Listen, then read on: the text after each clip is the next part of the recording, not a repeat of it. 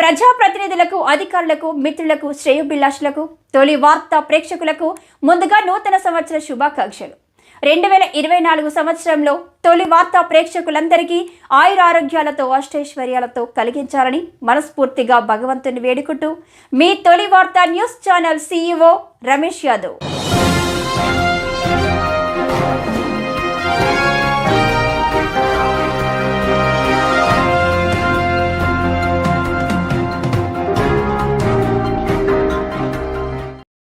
తెలంగాణ జాగృతి వ్యవస్థాపక అధ్యక్షురాలు, జాతీయ అధ్యక్షురాలు, తెలంగాణ ఉద్యమ సమయంలో తెలంగాణ సంస్కృతి సాంప్రదాయాలు ప్రపంచానికి చాటి చెప్పినటువంటి మన అక్క కవితక్క గారు మరి ఈరోజు ఇక్కడికి రావడం వారి మనస్ఫూర్తిగా స్వాగతం పలుకుతూ మరి వచ్చినటువంటి పెద్దలు ఎంపీ గారికి, శ్రీనివాస్ రెడ్డి గారి, మాజీ మంత్రివర్యులు శ్రీకరణ గారికి, రాజేశ్వర గౌడ్ చైర్మన్ నాయకుడు, తెలంగాణ తెచ్చిన నాయకుడు, ఇక్కడనే పార్లమెంట్ సభ్యునిగా ఉండి పార్లమెంట్ ఎన్నికలలో కూడా ప్రముఖ పాత్ర పోషించినటువంటి కవితక్క మరి ఆ రోజు 10 సంవత్సరాల క్రితం ఉన్నటువంటి మహబూబ్ నగర్ తెలంగాణ వచ్చిన తర్వాత కేసీఆర్ గారు ముఖ్యమంత్రి అయిన తర్వాత మేము వచ్చిన తర్వాత ఉన్నటువంటి మహబూబ్ నగర్ ప్రజలు కానీ, ప్రజా అవసరాలు కానీ, వలస కూలీలకు అడ్డగా ఉన్నటువంటి ఈ మహబూబ్ నగర్ ఎటు చూసిన తుమ్మ చెట్లు, కంపతార్ చెట్లు, పేదరికము, బొంబాయి బస్సులు, దుబాయ్, ఇవి తప్ప ఏమి కనిపించేది కావు. మరి దుబాయ్లో ఉన్న వాళ్ళ గురించి పోరాటం చేసింది, బొంబాయిలో నుంచి పోరాటం చేసి ఇలా తెలంగాణ వచ్చిన తర్వాత ఈ ప్రాంతాన్ని చూసినప్పుడు వారి మాటల్లోనే చెప్తారు. ఎందుకంటే ఆనాటి నుంచి ఈనాటి వరకు అన్నీ ఆమె చూసింది కనుక. ఇద్దరం మార్నింగ్ వచ్చేటప్పుడు అన్న ఏం తక్కువైంది ఈ మైండ్నగర్కు, అసలు ఏం మాయ జరిగిపోయింది, ఏం మాయలో పడ్డారు ఈ మహబూబ్ నగర్, అసలు ఏం కావాలి ఈ మహబూబ్ నగర్కు, అసలు ఏం తక్కువైంది మహబూబ్ నగర్ అని చెప్పి మాట్లాడుకుంటూ వచ్చిన సందర్భం. నేను ఎలక్షన్ ఓడిపోయిన రోజు కూడా ఆ రోజు కూడా చెప్పిన, మా మీద ఏమైనా కోపం ఉంటే మమ్మల్ని కానీ పనులు మాత్రం బంద్ చేయకండి అని చెప్పి, ఏ పనులు బంద్ చేయకండి, మేము కూడా సహకరిస్తాం, ఆ పనులు కావాలి, మహబూబ్ నగర్ ఖ్యాతి పెరగాలి, మహబూబ్ నగర్ అభివృద్ధి కావాలని చెప్పి రోజుకు 10 మంది 10 అంబులెన్స్ పోయి 5 అంబులెన్స్ చనిపోయినటువంటి శవాలు వచ్చేవి. చిన్న రోగం వచ్చినా హైదరాబాద్ పోవాలంతే, ఆక్సిజన్ సిలిండర్ లేదు, ఇక్కడ ఐసీయూ బెడ్ కూడా లేనటువంటి పరిస్థితి. 100 సంవత్సరాల చరిత్ర మన్నకొండ టెంపుల్ యాజిటీస్ ఉండేది. ఉద్యోగం అనేది ఏం లేదు, చదువుకున్న తర్వాత ఇక ఉద్యోగం వచ్చేది ఏం లేదు, హోటల్లో పనిచేయడం, షాపులలో పనిచేయడం తప్ప ఉద్యోగం అంటే హైదరాబాద్కో అమెరికాకో వాల్సిన తప్ప ఏం లేదు.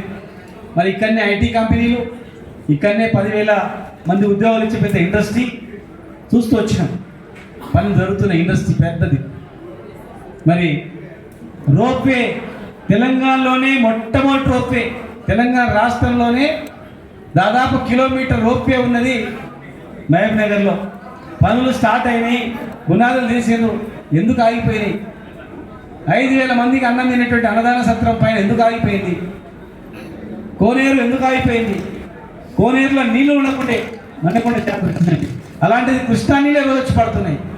పేదలకు ఉపయోగపడే కళ్యాణ మండపం ఎందుకు ఆగిపోయింది? హోటల్ ఎందుకు ఆగిపోయింది? ఫ్రీగా తక్కువ ధరకు వచ్చేటువంటిది. పత్తెపురం మసీమ దగ్గర ఎందుకు ఆగిపోయింది? హాస్పిటల్ 8-9 నెలల్లో 6 అంతస్తులు 1000 పడకల హాస్పిటల్. ఈ హాస్పిటల్ వల్ల ప్రైవేట్ హాస్పిటల్లో కూడా ఏమి నష్టం జరగదు. పేదలు పైసలు కట్టలేరు, గవర్నమెంట్లో పోయి బతుకుతారు. డబ్బులు ఉన్న ఎట్లా ప్రైవేట్గా పోతారు. ప్రైవేట్ హాస్పిటల్కి ఎలాంటి చిన్న నష్టం కూడా జరగదు.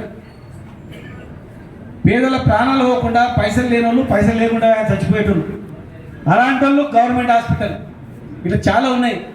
దాదాపు 150 కోట్ల పనులు మున్సిపాలిటీ మా చైర్మన్ గారు అన్నీ ఆపమన్నారని చెప్పి పనులన్నీ ఆపేసేయండి అన్నారు. మున్సిపాలిటీ పనులన్నీ ఆగిపోయినాయి, టెండర్ అయిపోయి పని అయ్యేవి. హాస్పిటల్ పని ఆగిపోయింది, మన్నెకొండ రోప్వే 100 కోట్ల రోప్వే ఆగిపోయింది, హోటల్ ఆగిపోయింది, డ్రైనేజ్లు ఆగిపోయినాయి. ఇక మరి అసలు ఏం చేయదలుచుకున్నారు? డిసెంబర్ 3 తర్వాత పెళ్లి అయితే అర్ధతోలం బంగారం వస్తుందండి. పెళ్లిలో ఏ పెళ్లి పోయినా అర్ధతోలం బంగారం కాదా, మాసం బంగారం కూడా కనబడతలేదు. 9 తారీఖు నాడు 2 లక్షలు మాఫ్ అని చెప్పింది. 9 తారీఖు నాడు 2 లక్షలు మాఫ్ లోన్ తీసుకోండి. 9 తారీఖు బంద్ అయితే మరి ఇక్కడ బంద్ కాలే. దయచేసి మా నాయకుడు చెప్పిండు 100 రోజులు సమయం ఇద్దాం, పని నిలకడ చేయండి. కానీ చూస్తుంటే ఏదో ఎంపీ ఎలక్షన్స్ వరకు ఏదో నడిపించి తర్వాత మొత్తం దుర్గం బంద్ అయ్యేటట్టు కనిపిస్తాం. మరి పాలమూరు రంగారెడ్డి ప్రాజెక్ట్ గురించి కూడా అక్క మాట్లాడుతుంది. మాకు ఆ ప్రాజెక్టే మా బతుకుదెరువు, నీళ్ళు వస్తేనే. మరి ఎంతో కష్టపడి మేము చేసిన పనులు చేస్తే 5 ఏళ్ళు సరిపోతాయి. చేసి మాకన్నా ఇంకా డబుల్ నిధులు తీసుకొచ్చి పనులు చేయాలి. కానీ ఉన్న పనులు ఆపడం వల్ల ఏం లాభం అనేది నాకు అర్థం కావట్లేదు.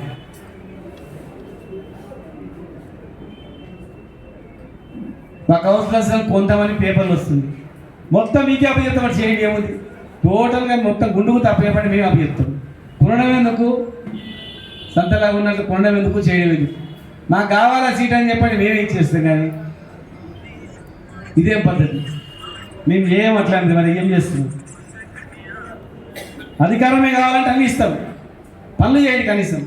మాకు కావాల్సింది మీ కష్టపడి తెలంగాణ తెచ్చుకున్నది కేసీఆర్ గారి నాయకత్వంలో ఈ ప్రాంతం బాగుపడాలని. ఆయన నిమిషాలు శ్రమించింది ఆ మహనీయుడు తెలంగాణ బాగుపడాలని. మరి ఇంత బాగు చేసి ఇన్ని నిధులు చేస్తే మధ్యంతరంగా అన్ని ఆపడం అనేది ఏం లాభం? కనుక దయచేసి ఆ రోజు అదే చెప్తున్నాం, ఈరోజు ఇదే చెప్తున్నాం. మేము తెచ్చిన పనులు మా మీద కోపంతో ఆ పనులు ఆపితే ప్రజలకు నష్టం జరుగుతుంది, ప్రజల ప్రాణాలు పోతాయి. ఈ హాస్పిటల్ లేకపోతే ఈ హాస్పిటల్ వల్ల ప్రైవేట్ హాస్పిటల్ వాళ్ళకి ఎలాంటి నష్టం జరగదు, పేదలకు మాత్రమే ఉపయోగపడుతుంది ఈ హాస్పిటల్. ఈ మన్నెకొండ రోప్వే వచ్చిందంటే అక్కడ పేదలకు పెళ్లిళ్ళు అవుతాయి. వేల మంది యాదాద్రి తర్వాత తెలంగాణలో అతిపెద్ద దేవాలయం కనుక ఇక్కడ కూడా పెద్ద దేవాలయం డెవలప్ అవుతుంది. స్కూళ్ళు, మైనార్టీ స్కూళ్ళు, బీసీ ఎస్సీ ఎస్టీ స్కూళ్ళు, కాలేజీలు అవన్నీ కూడా నిర్మాణ దశలో ఉన్నాయి. కనుక దయచేసి మేము తీసుకొచ్చిన పనులు మా మీద కోపంతో ఆపి ప్రజల మీద నష్టం చేయకండి. మీరు ఇచ్చిన హామీలన్నీ నెరవేర్చండి. మీరు ఇచ్చిన హామీలను నెరవేరిస్తే మేమే అన్ని రకాలుగా మీకు సహకరిస్తాం. మీకు ఎవరెవరు కావాలో చెప్పండి, మేమే పంపిస్తాం, తీసుకోపోండి అని చెప్పి. కానీ దయచేసి ప్రజలకు అవాంతరీయ సంఘటన చేయదు, నష్టం జరగకుండా చేయండి. ప్రశాంతంగా ఉన్న మామూలు ప్రశాంతంగా ఉండేటట్టు చేయండి దయచేసి. మరి జాగృతి అధ్యక్షురాలిగా ప్రపంచ స్థాయిలో కూడా ఎంతో గొప్ప పేరు తెచ్చి ఒక ఆడబిడ్డగా మనం కూడా గర్వపెట్టేట్లు ఎన్నో కార్యక్రమాలు నిర్వహించి మరి ఈరోజు ఇక్కడ వచ్చి మన మామ్నార్ గురించి మాట్లాడవలసిందిగా అక్కడిని రిక్వెస్ట్ చేస్తాము.